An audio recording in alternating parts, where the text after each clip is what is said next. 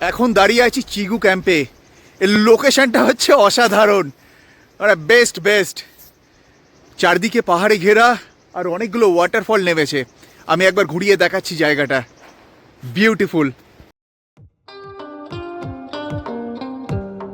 চিগু ক্যাম্পের best part হচ্ছে এর লোকেশন।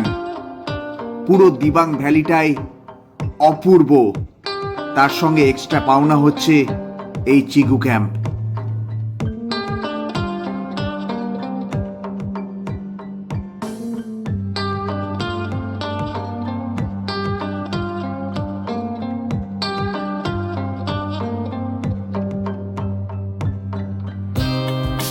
চিগু ক্যাম্পে থাকার জন্যে বেশ কিছু কটেজ রয়েছে, যেগুলোর চার্জ ৩৫০০ থেকে শুরু।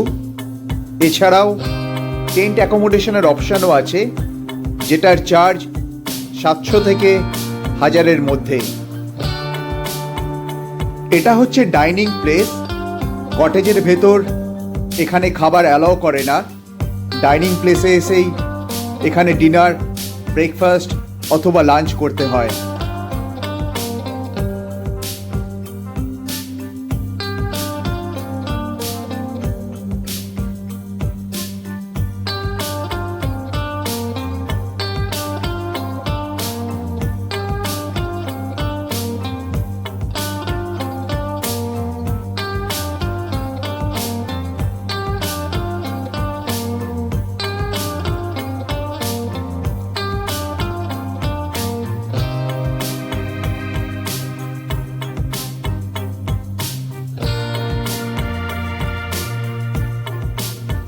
ক্যাম্পের পাশ দিয়েই বয়ে গেছে ড্রি রিভার।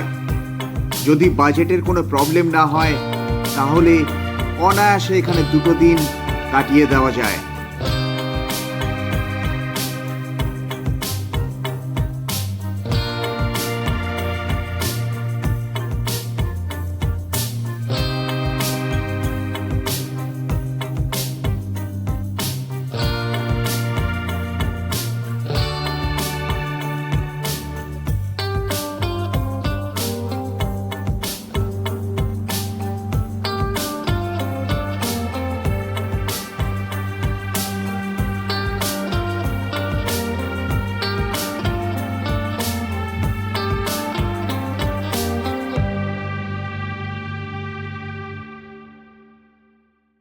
এটা দিয়ে উপরে ওঠা যায়, দেখে উঠিস। হ্যাঁ,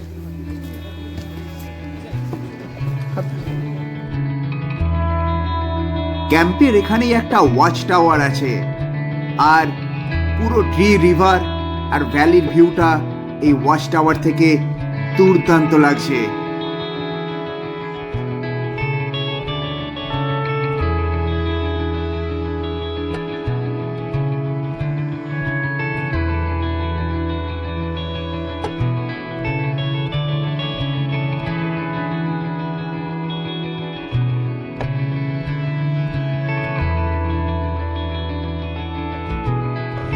চিগু ক্যাম্পে আমরা থাকিনি, আমাদের এটা ডে ট্রিপ।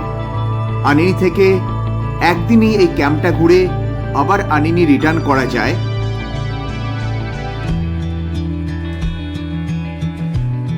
ক্যাম্পের লোকেশন দুর্দান্ত হলেও এখানে সার্ভিস নিয়ে খুব বেশি এক্সপেকটেশন না রাখাই ভালো।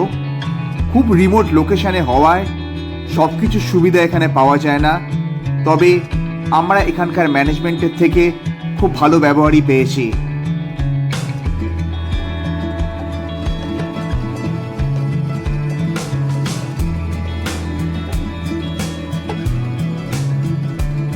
রোয়িং থেকে ডাইরেক্ট চিগু ক্যাম্প আসা গেলেও যদি সন্ধে হয়ে যায় তাহলে অ্যাভয়েড করাই ভালো।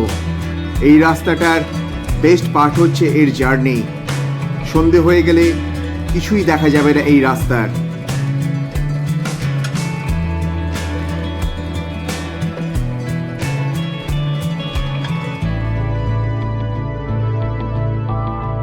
এই জায়গাটার আসার বেস্ট টাইম অক্টোবর থেকে নভেম্বর। ডিসেম্বরের পর এখানে বরফ পড়ে, তখন আসা অনেকটা চ্যালেঞ্জিং হয়ে যায়। আর না হলে এপ্রিল থেকে জুনও দারুণ একটা সময় এই জায়গাটা ভিজিট করার।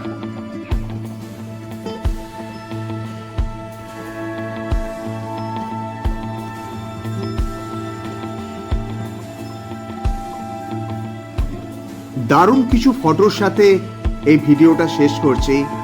ভিডিওটা আপনাদের ভালো লেগে থাকলে প্লিজ শেয়ার আর সাবস্ক্রাইব করবেন।